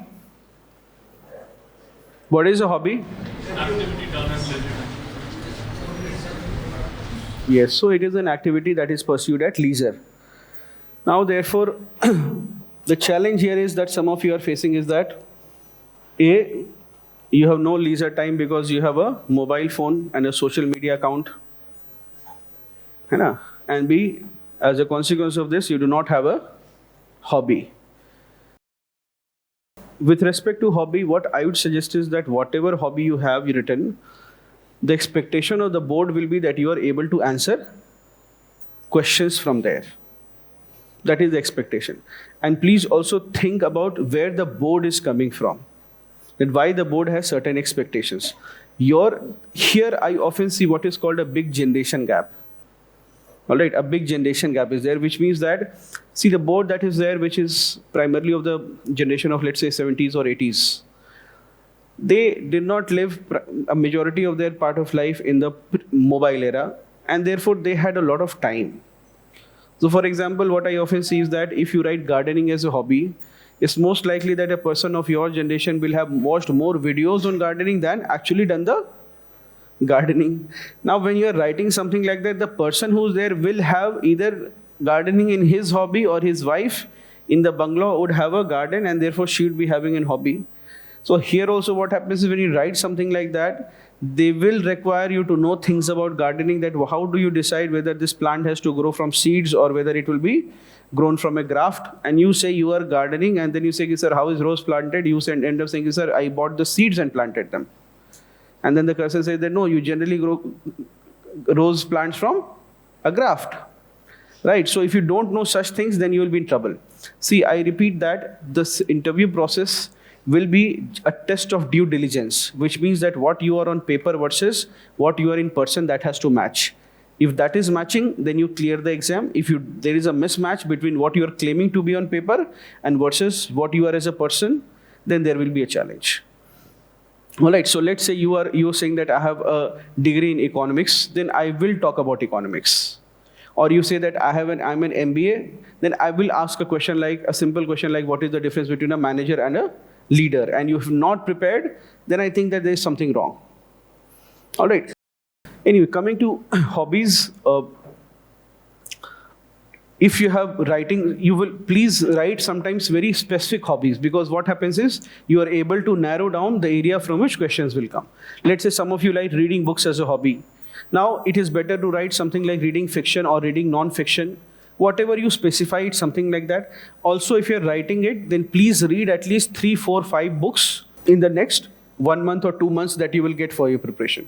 It should not be the case that you have not read any book, and then if they says that, sir, because what will be the reality of your lives? You were a great reader in school, you were also an avid reader in college, and then UPSC happened. Now you only read UPSC syllabus books and coaching notes and XYZ, right? This is what we end up doing. Once we end up doing that, if your parents come up ki beta ye achhi kitab hai, padh lo, you are so fed up of reading that now it's difficult to become a reader. You will become a reader after 3, 4, 5 years in service. Uske pehle, and sometimes in probation. But uske pehle you will not be a reader. It will take you some time. The toll of UPSC continues for a long time, even if you make it. Right? But the board will ask, what is the last book you have read? And then you have written book reading as a hobby, and you say, sir, actually, I have not read it. Hannah, you say something like, sir, I have read Dan Brown. And the book came 20 years back. And this is, sir, or you're saying, sir, I read Harry Potter. And then the guy says that, I mean, that series is dead now. The movie series is also dead now, after the book. So therefore, now if I'm asking you something, please, you should have read something contemporary in the past 3, 4, 5, 6 months. It cannot be the case that you say that, yes, I have book reading as a hobby, but sir, in the past 2 years, I have not read something. Actually, I was preparing for the exam. Not a good excuse. Then you are leaving a bad taste in my mouth. It is an irritant. So write hobbies and at least practice them in the next 1 month that you have. If you are doing journaling, write something in your diary every day and practice it. If you are writing diary writing as a hobby, then practice it. My purpose for saying this is that some of you see one of the lowest hanging fruit in hobby is diary writing. Right? It's a low effort hobby and you can begin any day. You don't have to have a long history. Now what will happen is I'll ask you certain question that, so what do you write in your diary? And then just a previous candidate also had this hobby. I said, what do you write? Do you write a daily plan for tomorrow or you just reflect? Now you don't know because you have never practiced it also. You simply wrote ki sir ne bataya ki diary writing likh do. Kabhi nahi. Then what will happen? You get into a trap. You end up saying, sir, I generally plan my day and I write it. Now the next question that will follow from somebody who plans his day on paper and continuously feels the problem or the dichotomy between what is on the paper versus, so says, why don't you, what was the reason that people have moved away from writing a daily plan on paper versus a software such as Google Calendar and all? Now, तुमने इतना सोचा ही नहीं है because you have never made a paper plan on your diary. And then if sometimes students have said, then it has happened to several students and then they'll change the answer. No sir, actually I write a reflection of what has happened today. Now you will not know that if you don't do that, then you will not be able to know what are the challenges. Remember that this due diligence will be very much there in hobby section, sometimes in the prizes section and these things. So, and understand this by due diligence is, which I often said is that, let's say you are from, for example, Rajasthan. Where in Rajasthan? Kota. So now what will happen is that my expectation will be that a certain person says that I am from Kota. So now I may have gone to Kota, and if I go from as an outsider to Kota, what will I end up visiting? All the popular places. And I will think yahi Kota hai. Now your experience will be very different. Like you have been living in Delhi for quite some time. Many of you would not have visited India Gate, many of you would not have visited Lal Killa, many of you have not visited Qutub Minar also. Aisa hai ya nahi? Yes or no? So now what will happen is, think of it, a person who's from outside, he will have visited those places. And then he will ask a question, ki Kota mein this is there, and then you don't know the answer. So now what I'll feel is, this person is not observing. There is no problem as such in not visiting those places, but then you should, at least if it's written in your DAF, if this place is there, then you prepare all the basic questions that emerge from it. All right, the questions that emerge from it, that has to be prepared. Otherwise, you will fail the due diligence test. I also say this, that I can also try to explain this by an example when I ask a question that, okay, where do you live? You say, sir, Old Rajendra Nagar. And I ask you a simple question that, what are the challenges before ORN? And you give me a fancy answer saying that, sir, or if I ask another question that, what if you were made the SDM of ORN, what would be your priorities? And what will happen is you give something answer which is like, sir, my first priority will be security for women. The second priority will be democratizing and strengthening RWS. The third priority will be, for example, skill development. Now, it's not that it is a wrong answer, but what happens is, what's your name, bacha? Ranjan says, follows after you or before you, and he says that, sir, Rajendra Nagar has 2 or 3 major problems. One is the parking problem, because it is based on old building plans are there, so there is no stilt parking in the building, so there is parking on the road. The second is the stray dog problem. The third is the garbage on the road problem. Right? So therefore, these will be my priorities. Now, do you see, I immediately judge you that the first person who has given me a bogus answer, it is not related to the ground level realities. So therefore, this person has completely ruined your chances or not? Because he has given a more genuine answer. That first priority will be, sir, thinking of, there's a park there and we could think of an underground centralized parking area. A paid parking that can be done. Second is, sir, with respect to stray dogs, a certain working with RWAs, with dog lovers as well as dog victims, some policies can be brought. Then with respect to garbage, throwing people on the sensitization is needed, and system of fines has to be brought by the RWA itself. Now you think that is more grounded, and I know that he has lived in ORN and that person has not lived in ORN. Okay, so that has to be there. With hobbies, whatever hobby you put, first is that these days, don't also try to avoid any sort of hobby where you are putting too much of cryptocurrency trading, share trading, futures and options. ये सब नहीं चाहिए civil service के job के लिए. There was a very good candidate, so he has gotten the highest marks in sociology, 300 plus last year, not 2020, उसके पहले. So he said, sir, I am very passionate about crypto, this, that, XYZ, shall I put it? Then I told to him, see, the problem is that when you are putting such fancy stuff that I'm trading, my passion is government contract. There are people like that who are coming from, let's say, government contract family. Their their parents are government contractors. Now, when those things are there, see, a civil servant generally is always in a vigilance mode. Right? The civilian civil servant or a magistrate who is a generalist, he will be less vigilant. But let's say somebody is from the police, he will immediately see that, okay, this is the problem, this is the possibility of a crime. So whenever you say something like that, sir, my hobby is crypto trading. Now what happens is the board does not fully appreciate things like that. It is fine. I'm not saying this is a big no. But then what were there? 2 challenges. One is that there is a feeling that this person may not be suitable for a day-to-day administrative job if he's caught too much into futures and options, share trading, cryptocurrency, and 5 kinds of things. That is one. Second is that what happens is sometimes people put like this just to look smart. I'm sure all of you would be having friends who will say, keep saying something like, this new crypto has come, I have invested. And they neither have money nor the crypto. Right? So you will have friends like that just to sound good. Does it happen or not? Yes or no? It does happen. That people will end up saying something that this new crypto has come, I'm thinking of putting some money. Right? What happens is that most of the people writing this, they will not be too much into it. And what they will think is that I have read 5 articles and visited internet forums on crypto, I know everything. Now he's not realizing that there is a real crypto trader who's in preparing for civils. He has 2 addictions, and that is one of them is crypto, and he does only 2 things. One is he studies for civils and then he does crypto. And he's always afraid that what if I don't make it, and then the reason for not making it is my addiction with crypto trade. He will have gone before the board and he will know the depth of the question. And I will ask you following, you will go after and you have done a very superficial work with crypto. And when I will ask you the question, I will say, what are the major 5 exchanges of crypto? Tum bologe, sir, ek hi to chalta hai market mein. Where there will be at least 5 sorts of major cryptocurrencies. I say, tell me some cryptocurrency, name 5 cryptocurrencies from 5 different countries. तुमने कभी सोचा ही नहीं था कि board को इतना पता होगा. है ना, Dubai will be, somebody will launch one coin. In India, Bombay, they will launch something.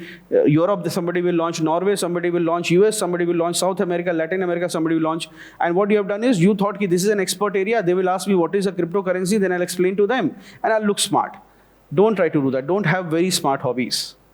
Means what I mean to is something that is understandable to a person, that should be there. To a bureaucrat, that has to be there. All right. Any questions with respect to hobbies? हाँ बोलो बच्चे. What's your name? Ishita. हाँ.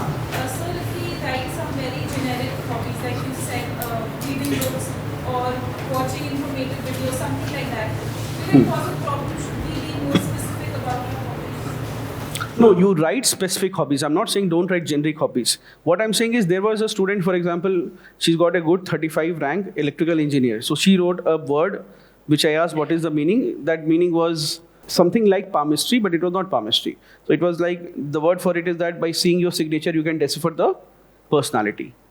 All right. So that was, now the board will ask, then they will ask something, okay, this is my signature, what can you tell about my personality? Right. So you say nice things. All right. So that you can do. I'm not saying you write generic things, but don't write something that makes you look that the 3 classes are given by, what are the 3 classes given by Greek philosophers? There is the royal class, the kings, then there are warriors, and the third is traders. Right? Harmony in society will be maintained if all the 3 people do their duty. You are here trying to get recruited to the ruling class, and you are showing all the behavior of the trader class. Not a good sign. That is what I'm trying to say. You do put habits. For example, what hobby would you want to put? So I also read both non-fiction and fiction books. I also. But what my expectation will be if I ask you what book you have read recently, and remember that they also, what will happen is generally you will, in non-fiction, what have you read? The Great Gatsby. In non-fiction? Sir, it's bordering on non-fiction. Sir, Man's Search for Meaning. Man's Search for Meaning. Who's the author? Viktor Frankl. What does the book talk about? So it talks about his experiences in the Nazi camp and Yes. how he managed to find meaning. What is the best line that you liked from the book? So he says that a man can survive anything, any condition. A man can actually adapt to anything. So that is true from his experiences. Viktor Frankl. All right. So can you name any other book which is written with respect to the Holocaust and Nazi Germany? Any other book? So Anne Frank's diary. Yes. So what I'm trying to say is that you need to prepare this. है ना? If you prepare it, it is good. All right. But it should not be that, and it should not be that the thinking is being done before the board. पहले से ये सबको prepare कर लेना. If you prepare 5-10 questions on your hobbies, you'll be able to address it. 7, 10, 20 questions that I'll ask, okay, which is your favorite author? You say Rabindranath Tagore. I said, tell me what is the favorite, tell me a good quotation or a good line from it.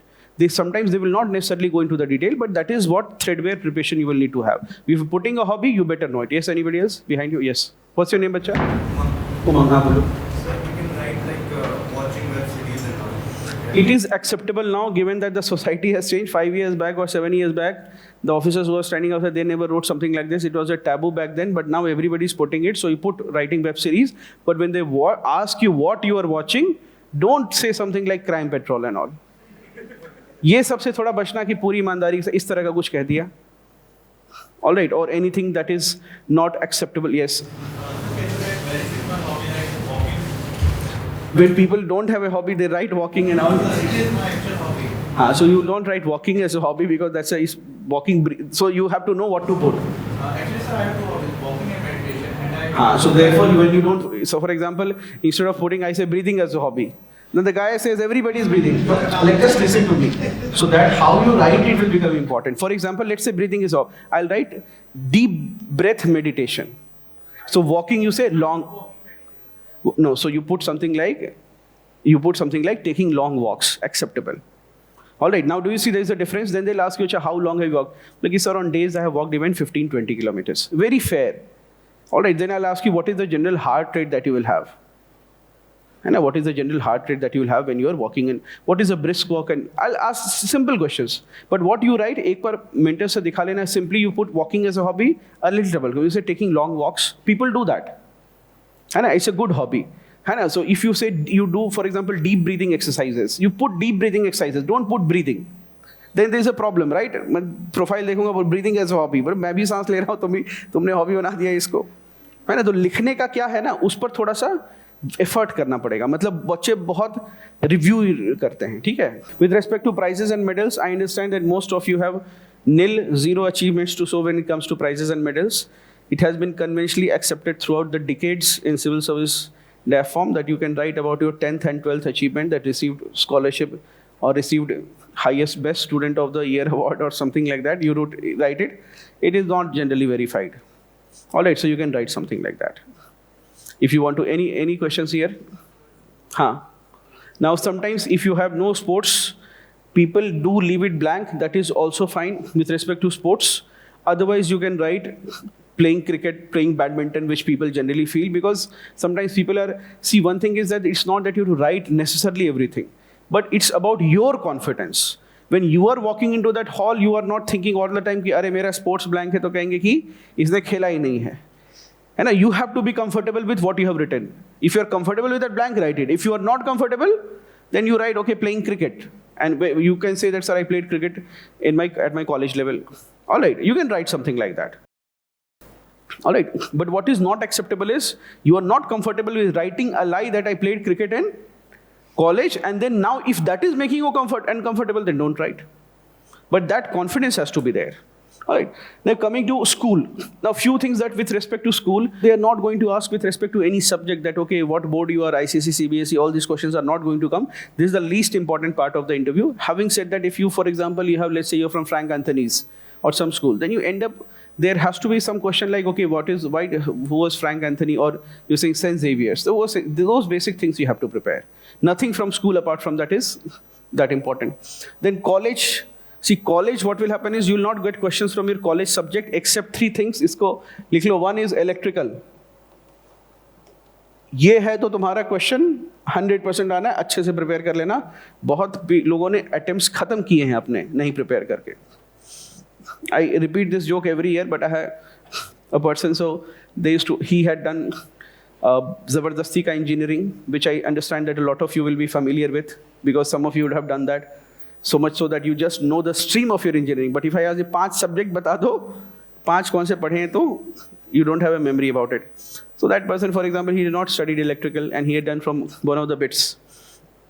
And in fact, BITS Pilani, Dubai campus. Now automatically you are already feeling like an imposter. है ना? And though now things have improved, for example, when you say, so people are always afraid about being upfront when they're DAF. For example, you are from BITS Pilani, Goa campus. You are already afraid thinking that ये Goa देखकर कुछ और सोच लेंगे. Be very upfront. And anyway, now we have selections from BITS. I'm not roasting here, but I will say that BITS Pilani, Goa campus, where are selected students.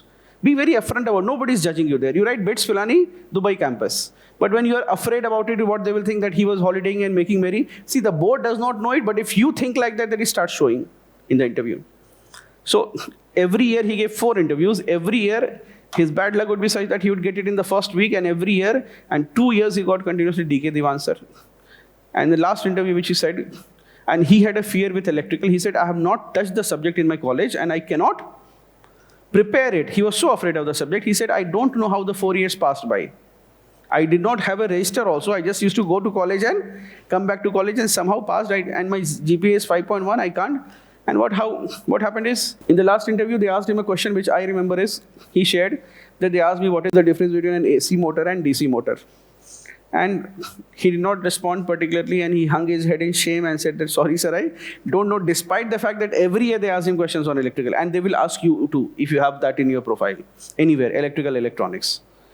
Then Bird laughed and said, ye to bol do ki DC motor runs on DC power, AC motor runs on AC power, something like this. All right. So therefore, if you have this, the other is if you have civil, question is par aayega. Why? Because after 60 years of age, even if you don't know civil engineering or if you have not read it, everybody becomes a civil engineer. Everybody has done either some house construction or has gotten some tenders passed, so they will know few things about civil engineering. So you have to prepare some basic questions about civil engineering.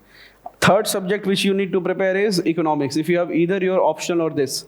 If you have in your option or this will be the center of your interview. Generally, I have seen it 7 or 8 out of 10 times. Last year we had secured 42 rank. So it was very clear with a profile that if it is economics is there, then you will be asked questions. and they will be a little on the tougher side, which means that you will need to have thought about. It's not a straightforward question. Thoda difficult will be there with respect to economics. I think this is what questions that will not be asked from your stream will be CSE. Those who are afraid ki CSE hai, no, they will not be asked questions. You will be asked questions from general relevance in the field of IT, such as Bangalore, such as social media, things that are otherwise you should know because of civils preparation. But nothing like database or pointer, ye sab nahi pooch rahe hain, in case somebody is worried. All right. Some people, because what happens is when they come for the interview, they have made a notes on, then they have read keyboard is an input device, screen is an output device. होता है ऐसा. उसकी ज़रूरत नहीं है. All right. Any other thing that you can think of with your stream you want to ask? Commerce से कुछ questions बनते हैं, but it will not be restricted to accounting generally. What I've seen. Yes. Agriculture science will not be asked, but agriculture itself questions will be there. So history will be just generic things, and you also have you have maths. Friends, so in maths, no, they will not ask you question, but then you need to know some basic things such as which is the highest prize that is given in the field of maths. Which is the highest prize? हाँ, तो ये तैयारी करके जाना है, ये preparation का part है, ठीक है. But don't think that integration का क्वेश्चन दे दिया कि चलो अब यही सॉल्व करो, ये सब नहीं होगा. अब ऑल साइंस तो पढ़ के जाना है, जो मेंस के लिए पढ़ा है वैसे. अब इतनी काम चोरी नहीं करनी है कि अपना ऑप्शनल भी है और डिग्री भी, और सब सोच रहे कि नहीं. हाँ, मैकेनिकल सेफ. हाँ, yes, behind you. You have appeared for the interview. No, they asked you something in statistics. हाँ, statistics से देखो कुछ 5-7 मुझे जहाँ तक पता है ना, उससे क्वेश्चन बनते हैं स्टैटिस्टिक्स वाले, because some measurement technique they may ask you. ठीक है, अच्छा ठीक है. Then with respect to place of work, this becomes very important. If you have places in your DAF, the most important will be, for example, the home state, most important. This becomes the most important. Second will be the last place of engagement, that is your residence or your employment or your college. This will be the most important, and everything else is in the medium term important. All right, so let's say you have 5 places in school, don't worry about all 5 of them, unless it is a religious place. So what will happen, the board member will have gone to that place. Let's say you're Puri, if you have studied in, for example, DPS Puri. Then they will ask, अच्छा Puri में बताओ which god is it? Then you say, sir, I never visited the temple. तो फिर वहाँ दिक्कत है, तो वो सबको थोड़ा पढ़ लेना, ठीक है. And this will become very relevance of places in DAF. There will be a relevance, all right. See, one of the questions that whether with respect to the faceless assessment system and with respect to customs versus this. So currently,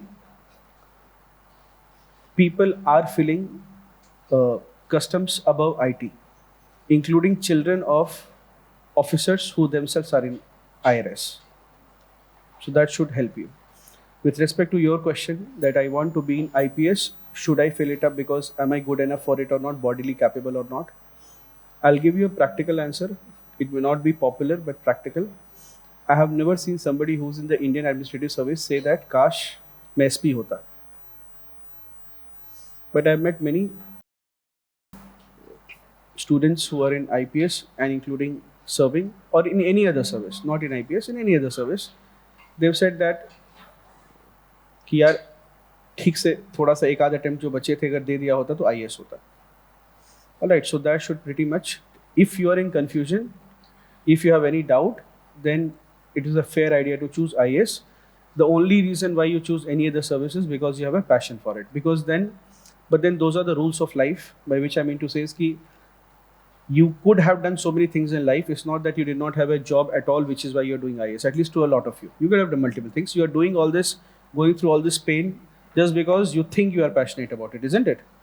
नहीं तो इतना trouble लेने का कोई point नहीं था. You could have done, a lot of you would be employable in all walks of life, sometimes at a financially better position than what will be in the services. That could happen to some of you.